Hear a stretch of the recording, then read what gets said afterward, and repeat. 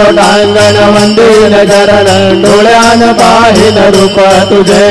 प्रेमे अलंघ्यानंद भोजन भावे वाळीन म्हणे नाम त्वमेव माता पिता त्वमेव त्वमेव बंधुज सखा त्वमेव त्वमेव विद्या द्रविणं त्वमेव त्वमेव सर्वं मम देव देव कायेन वाचा मनसेन्द्रियेण वा बुद्ध्यात्मना वा प्रकृति स्वभावा करोमि अद्य सकलं परस्मै नारायणायति समर्पयामि अच्युतं केशवं राम नारायणं कृष्णदामोदरं वासुदेवं हरि श्रीधरं माधवं गोपिकावल्लभं जानकी नायकं रामचन्द्रं भजे हरे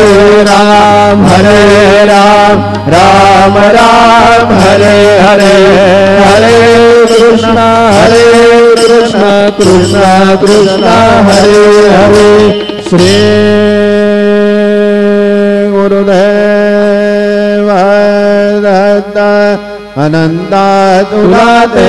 कसे रे स्तवावे अनंता तुला ते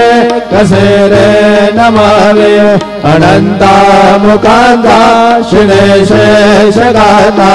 नमस्कार साष्टांग श्री साईनाथा।